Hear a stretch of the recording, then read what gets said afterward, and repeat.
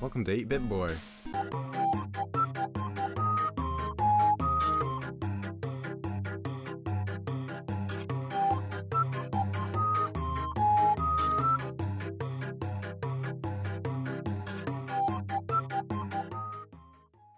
8BitBoy is a traditional platformer designed by Awesome Blade Software.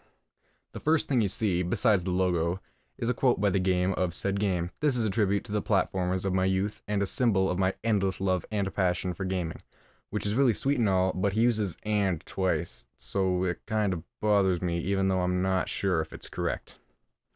But thanks, Rasmus, you get a great job with these splash screens. After that, we jump straight into the title screen. Oh glob, what is that?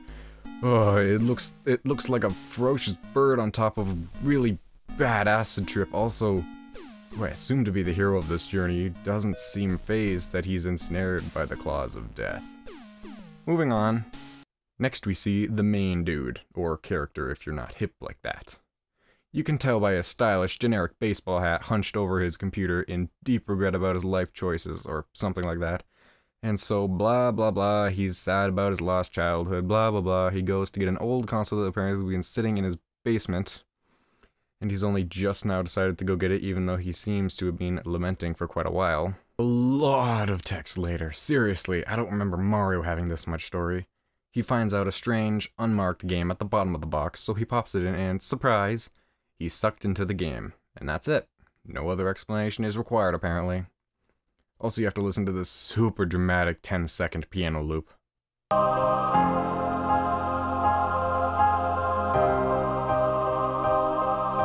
And this is where our adventure begins. Or so I thought.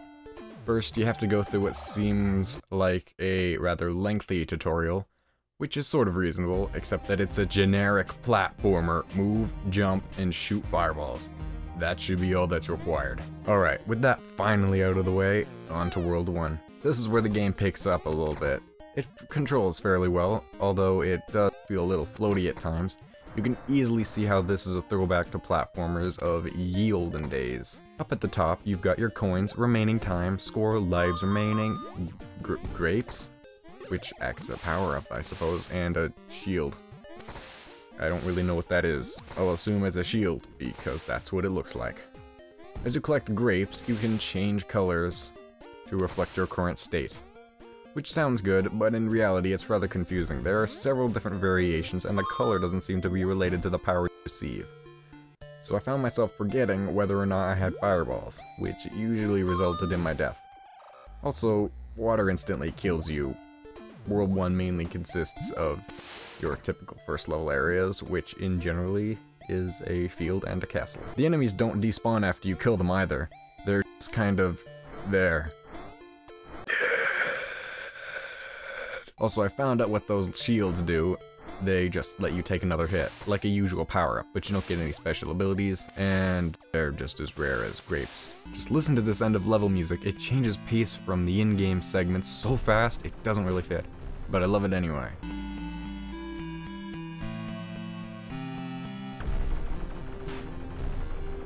Anyway, on to the next world. 1-5? The worlds were supposed to be 4 segments long. Maybe I'm just being picky.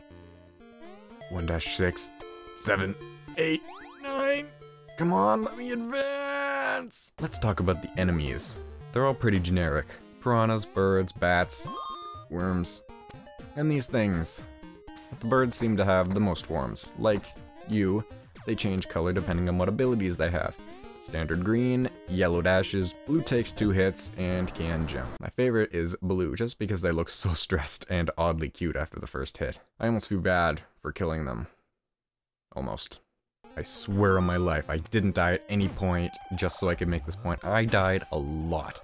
And this is just World 1. Enemies are laid out fairly well so that it's difficult but not too cheap. Although they do seem to follow the same pattern over and over.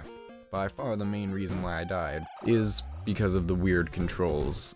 Repeatedly, I would miss my target in midair and plummet to my doom, not to mention the leaps of faith. There weren't many, but in my opinion, any amount other than 0 is too much. When it comes to stuff like that, it's just not fair, and creates the illusion of difficulty, Speaking of difficulty, there is no penalty for dying, or collecting 1-ups for that matter. If you run out of 1-ups, you get a game over and get sent back to the start of whatever level you died on. But you get to keep whatever power-up you finished the last level with, so I never thought I'd say this, actually avoided collecting extra lives.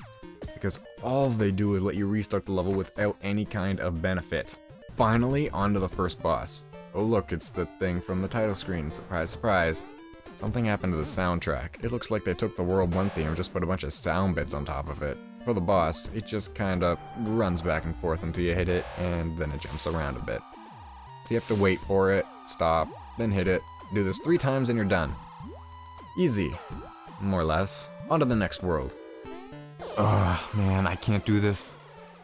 I've spent so long on the tedium of World 1, I don't think I can do 4 more times. I honestly did set out to beat this game, so I'll leave it at this. 8BitBoy is a pixel-style, old-school platformer. Its controls are a little off, and the opening cutscene and somewhat lengthy tutorial are probably unnecessary. But those are the only flaws I feel worth mentioning in the end. As for the positive points, it looks alright, and sounds pretty decent.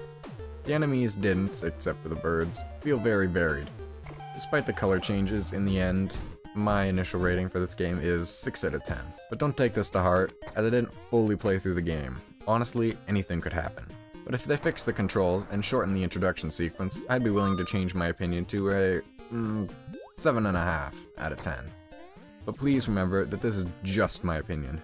You might have a completely different experience, and with that, I'm out of things to say.